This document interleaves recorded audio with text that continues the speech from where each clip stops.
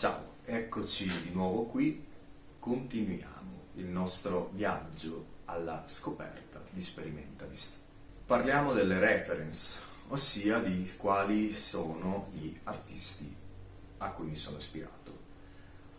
Anche qui, come il discorso del genere, è particolarmente complesso da parte mia riferire quali siano gli artisti che più mi ispirano.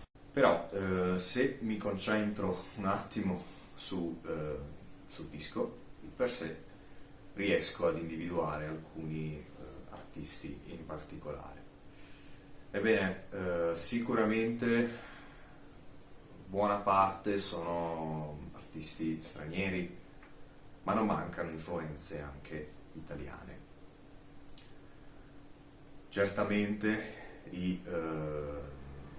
i maestri del post-rock, quindi i Goldies and Astronaut, sono tra le band che senz'altro mi ispirano di più, e il riferimento va soprattutto al loro album omonimo, con queste chitarre distorte, quasi eteree, a volte riescono a creare queste atmosfere che mi hanno sempre ispirato ed entusiasmato. Poi ci sono certamente i Rammstein, questa band tedesca industrial metal, che poi in realtà anche lì il discorso genere è veramente relativo, è tra le mie principali ispirazioni ed è una delle chiavi alle quali mi rifaccio in termini di influenza, soprattutto per quanto riguarda la confluenza e il continuo unire questi elementi che vanno dal rock metal all'elettronico. Poi certamente Steven Wilson, come non citare il grandissimo artista inglese, probabilmente la figura più ispiratrice del panorama prog, rock e non solo, degli ultimi 30 anni, credo. È un artista veramente eccelso, dalle qualità eccezionali, con una capacità di spaziare tra generi assolutamente, veramente incredibile.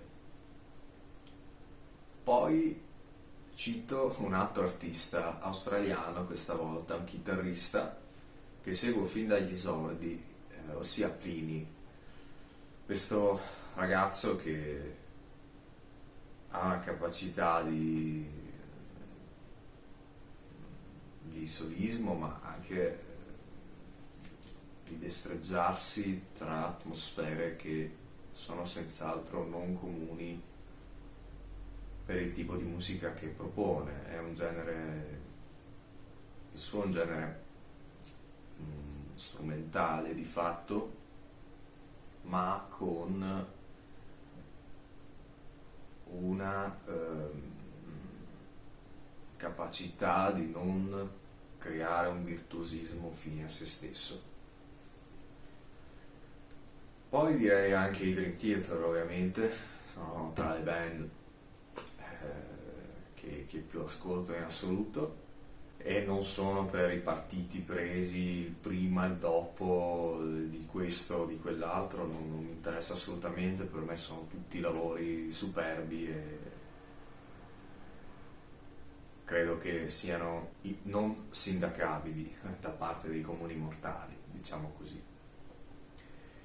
E tra gli italiani non posso non citare Franco Battiato, artista poliedrico, eccezionale, che è venuto purtroppo a mancare e che certamente rappresenta un'ispirazione ancora oggi, e la rappresenterà ancora e continuerà in questo senso, sono sicuro, per molti anni. Poi passiamo ad un altro discorso.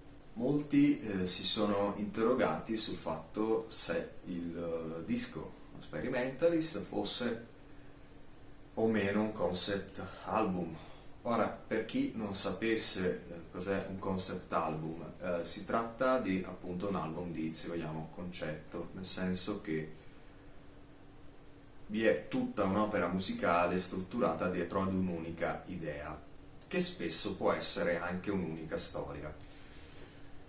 Per fare un esempio, Metropolis parte 2 dei Dream Theater è uno di questi album concept, ecco.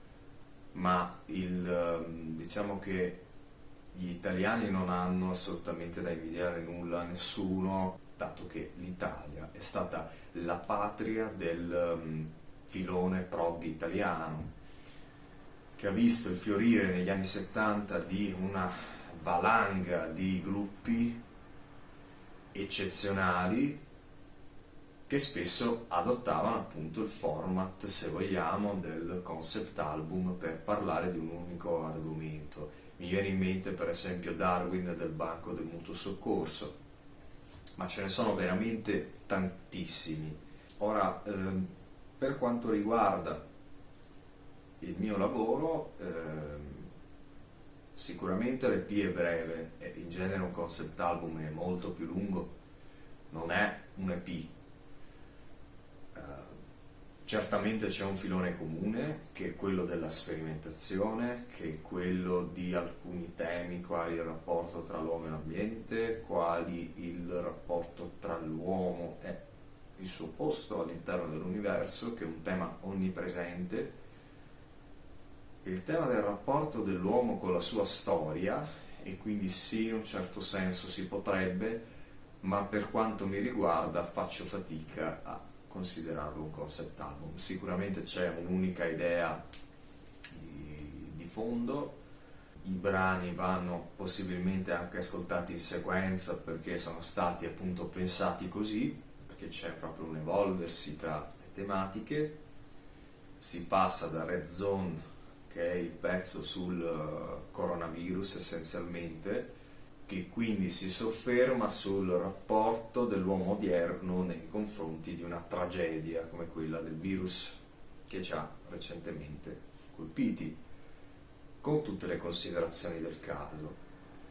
Poi abbiamo Under the Stars, che è un pezzo essenzialmente sul rapporto tra l'uomo e il suo posto all'interno dell'universo. Historia Magistra Vitae, che è a sua volta un pezzo incentrato nei riguardi della storia, come l'uomo si rapporta nei confronti della storia.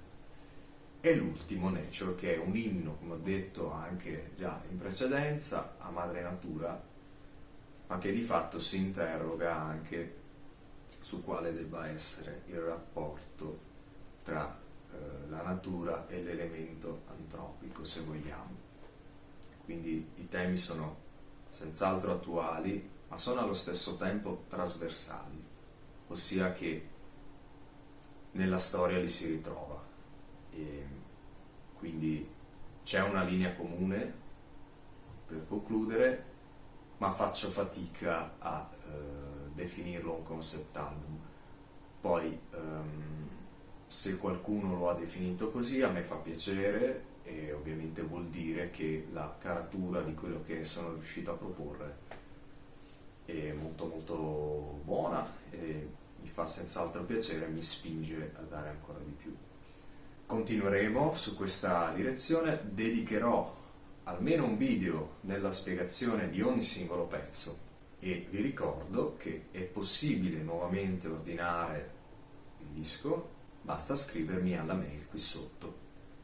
Ricordate che sostenere gli artisti che vi piacciono, soprattutto nelle prime fasi, quando sono non solo emergenti, ma sono veramente all'inizio della loro attività, è estremamente importante, perché quel minimo contributo a livello economico in realtà per un artista è veramente ossigeno, perché gli permette di andare avanti e quindi di continuare a creare e a continuare a scavare un piccolo solco all'interno della terra e che poi può potenzialmente ingrandirsi. Grazie.